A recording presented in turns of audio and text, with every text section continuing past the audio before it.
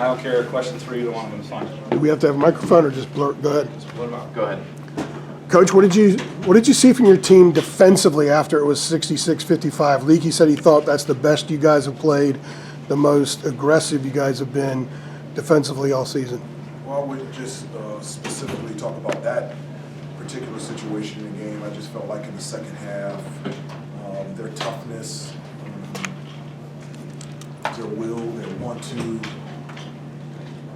was exactly where it needed to be. In the first half, they were out rebounding us, being more physical with us. They were getting more loose balls. They were beating us to everything. And at halftime, we talked about there needed to be a response and for things to change.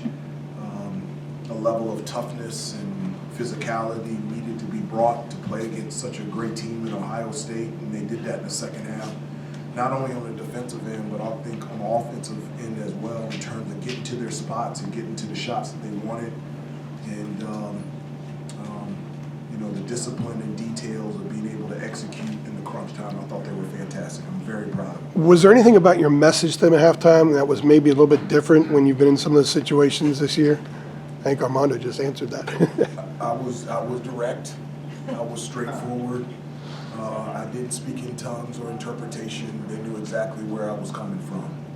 And that's the way I always communicate, but I did it with a higher volume at halftime.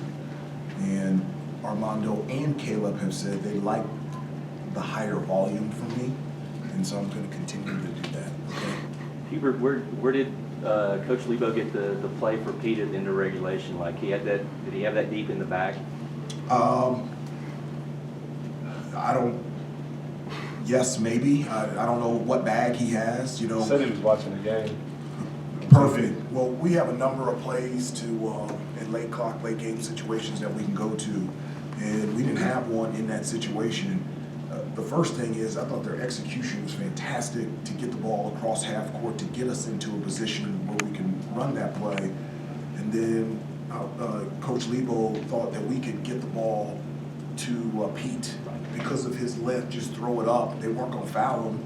And one of the things that Pete loves to do, he loves that side of the block, and he loves the turnaround jumper. And so, not that he was going to hit it, but that's a shot that he likes to take and takes all the time. And so, at the end of the day, it's about executing. You can write up all the plays that you want. It's a make or miss game, and Pete stepped up and made them, and so it gave us an opportunity to go into overtime. Hubert, as you said, that the play before the play, if you will, to get to half court was equally, if not more important.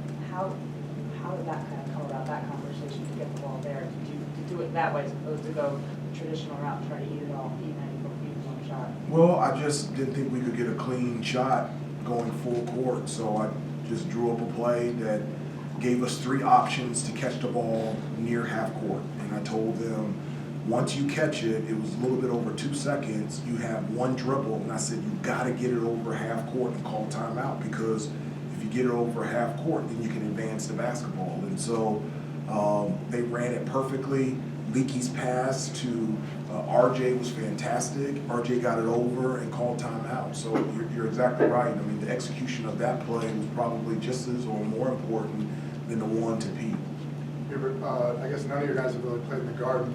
I'm surprised RJ hasn't played there because he's local. No, we played for a private school. They played their state championships at Fordham. Yeah, he said he had never played here before. He's seen games. What did you think of his performance? He had the tying shot and then the go-ahead three. And how much do you hope? You said you hope to play games here in the future. No, we are. As soon as I took the job, I said that every year Carolina will have a presence here in the Garden. This is every year Coach Smith brought us here, and so it ties me back to Coach Smith and Coach Guthridge, and then the 4 years that I started off my NBA career here as well. I'm so thankful. One of the things that I told them before the game, I said that this is a game that you will remember for the rest of your life. Just the atmosphere, being in New York City, our hotel's right across the street. We walk to the game, and it's just there's just something different and something special here. So to have a game like this, to come up big like Armando and everybody else, this is an experience that they will remember for the rest of their life, and that puts a huge smile on my face. Hubert, how much did you guys need a win like this against a good team since the other 4 losses against other major conference teams? I don't think we needed to win this game. I think it was, we approached this game as a game that we wanted to get better and we wanted to improve on. I wouldn't say, you know, we needed a win against a good team. The other 7 games that we played, they were really good teams too. So this is just an opportunity for us to get better against a really good Ohio State team, and we responded extremely well, and I'm very, very happy and very proud of all the players. It was their win. Coach, you talked Hey, about. hang on, Armando, since I dragged you down here, you talk about playing in the Garden for the first time in the comeback? Yeah, I mean, it was great. The atmosphere out there, man, it was like something, as a kid, you just look and see all the historical games at the Garden. And I mean, I think this game can go down as one of those too. And I mean, shout out to the fans. It's probably about 15 to 16,000 Carolina fans, and just seeing all the white and Carolina blue, that really gave us a bump. And they were all into it, so my hat's off to our fans. You have another one, Armando? Yeah, Armando, talk about the second half. You had enough space to create your shot. You know, it seemed like they created space for you in the second half. What was doing in the first half was different in the second half? Yeah, well, I mean, Coach came in at halftime and he gave us a moving speech, and I think in the first half they did a good job of Ohio State getting the shots that they want and getting all the offensive rebounds, and they really kind of, in the first half, they punked us, really. And I mean, the second half, I thought we did a good job coming out early, and then in the middle, we kind of let up a little bit, but just our fight to come back and win in such a gutsy manner, it was just huge for us, and it's just something for us to build on. Dana? Armando, as Coach said, when he raises his voice, you know, he doesn't do it as often as perhaps others do. Does it catch you guys, and does it send a different sort of message because it comes at you a little louder? He's not normally a loud person. Well, I mean, I would say Coach, I mean, his message gets to us all the time. I mean, I think a lot of times, really, we just don't do a good job of fully staying locked in the whole time. But I mean, Coach, he's turned up all the time, and he wants to compete every time. So I wouldn't say it was anything different. Like he said, the volume was a lot different, and he was probably more blunt about it. But I mean, I would think the message is always the same. Armando, you talk about how big this game was. I mean, you've been in a lot of big games. Coach K last game, Final Four, National Championship. Where would you rank this experience? Madison Square Garden, all those car hills in the arena. How do you feel about this, and where do you rank the game? Yeah, I mean, we were talking about it after the game, and I mean, we think it might be up there for number one just because how up and down it was, being down 14, and just the atmosphere. I mean, it was really crazy. It was packed. Like I said, it was 16,000, 17,000 Carolina fans. For me, I loved it. It was a great game. Questions for either one? Hubert, the way your guards were able to really turn the speed of the game in the second half at the press, what did you like about, obviously, that matchup, and why did you think that press was able to be as successful as it was? Well, we did it for the first time against Virginia Tech, and at that point we were down by 18 and we cut it to 3. And so after the game, I felt like this is something that we could go to, and all the players to a person came up to me and go, they really like that. I would love to do that more, not just in the second half or late game situations. It just felt like our starters were in there so much, so it's hard to do that for an entire game, but their ability to get deflections and steals, create turnovers, speed up the game, I thought that was huge. They've been fantastic with it all year, and I really do. I want to do it more. I think it's something that they do really well, and I'm looking forward to trying to figure out a way to do that more consistently throughout the game. Okay, last 4. These 3 gentlemen, then you 2, then CL. Coach Davis, how big is the trust factor there, not just with the players, but with your staff where you guys can run a play that you've never even run in a practice before? Well, there's tremendous trust. I mean, just because we ran a play that we've never run in practice, we're together in practice every day, and so we spend time together. And so the time shared together builds that trust to let everybody be involved. One of the things that I tell the guys all the time, and this is a great example, like nobody can do it by themselves.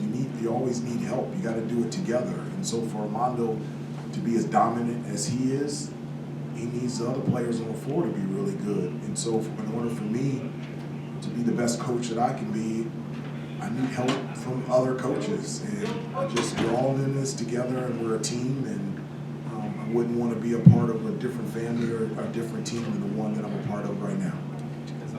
Armando, you came out of the game after about a minute in the first half. Was there any dialogue on the bench before you went back in and scored 16 points in the first half?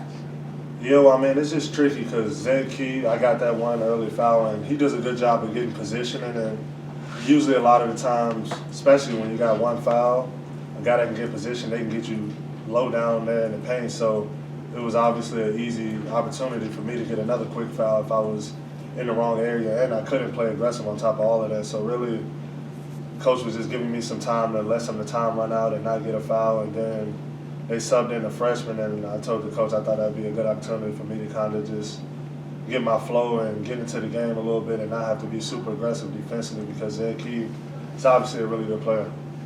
Last two here, then CL. Coach, you talked about it from a team perspective, but personally, how did you feel when you showed up today, when you got that shout out from John Starks in the game, when you walked off the court with a victory at the place where you started your NBA career? I didn't see. During a timeout, they put a message up from John Starks on the video board. You were a little busy in the huddle. I see that. What did John say? Nice things. Welcome you back, Emily. Well, that's my dude. That's interesting. Last night I showed them a couple videos when I played with the Knicks. I showed them in my rookie year when we played against the Phoenix Suns, and they set that screen on Doc Rivers, and it was all-out brawl.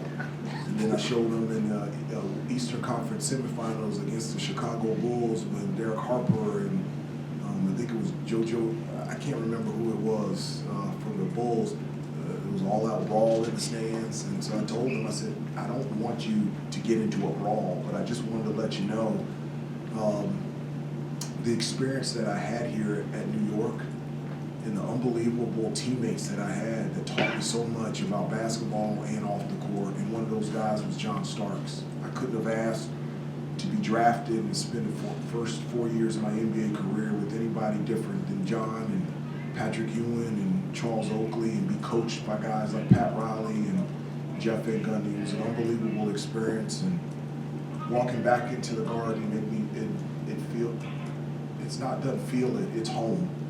I love New York, and I love the Garden, and I wish that I could have played my entire career here. I just love this place.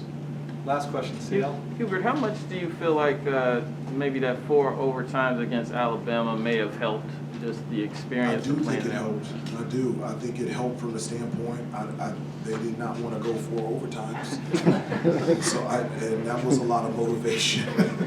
But I also think the experience of being in a position a number of times in that game for the outcome to be different, and to let's learn from that, and let's grow from it. And being in those situations earlier this year for this year's team, I thought was really helpful in the late game situations, understanding what we needed to do in terms of our execution on both ends of the floor. It would be great if we can learn those type of lessons by winning every game, but it just didn't happen, and I'm very proud of the way they responded today. Do you know if you have a game scheduled here next year? We do. We're playing in the Jimmy V Classic, and as long as I'm head coach here, North Carolina will always have a presence here at the Garden. This is home for us. Thanks, everybody. Thank you.